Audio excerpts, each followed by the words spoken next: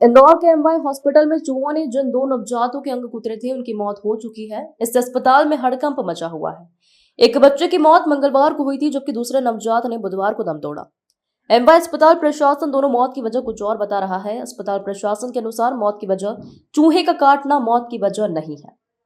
मामले को गंभीरता से लेते हुए इंदौर कलेक्टर आशीष सिंह एमवाई अस्पताल पहुंचे और दोषियों पर सख्ती का इशारा किया। इस मामले में चिकित्सा शिक्षा विभाग ने डीन को नोटिस दिया है। मामला सामने आने पर दो नर्सिंग कर्मचारियों को डीन ने निलंबित कर दिया था। इससे नर्सिंग स्टाफ में नाराजगी है। उनका कहना है कि अस्पताल में ठीक से सफाई न होने से चूहे अस्पताल में घूमते हैं। चूहों की संख्या पर नियंत्रण करने के लिए पेस्ट कंट्रोल कंपनी का स्टाफ भी तैनात रहता है। यदि वह ठीक से काम करे तो चूहे अस्पताल में नजर नहीं आएंगे। आपने यहाँ पे खड़े हुए और इंस्पेक्शन किया है विधायक जी और आप लोगों ने, तो क्या देखा आपने और क्या क्या रिव्यू?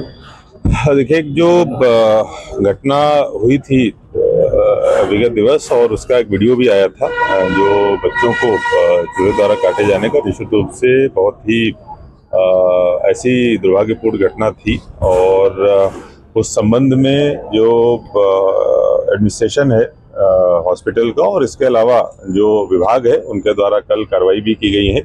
उनमें 2 लोगों को सस्पेंड किया गया है, कुछ लोगों को शोकॉज नोटिस भी दिया गया है। स्टेट से अन्य जो जिम्मेदार यहाँ के उच्च स्तर के एडमिनिस्ट्रेटर हैं उनको भी नोटिस प्रदान किया गया है। निश्चित रूप से ऐसी चीज़ नहीं होनी चाहिए थी, और जो भी इसमें एजेंसी है या जो भी इसके लिए जिम्मेदार लोग हैं, अगर अन्य कोई भी जांच में पाए जाते हैं तो बहुत कड़ी कार्रवाई इस पर की जाएगी।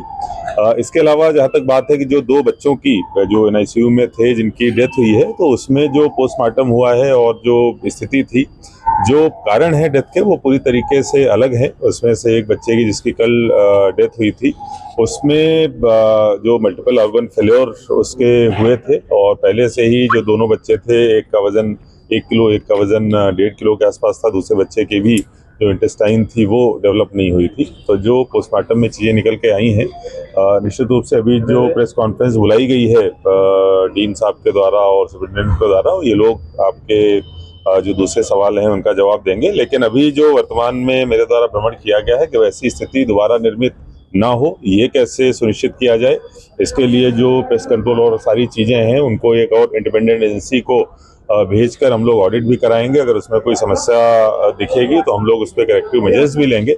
जो विभाग के द्वारा, चिकित्सा विभाग के द्वारा कार्रवाइयाँ हुई हैं और जो जांच कमेटी बनाई गई है, उसके आधार पर जो भी फाइंडिंग्स आएंगी उसके आधार पर उनके द्वारा कार्रवाई की जाएगी।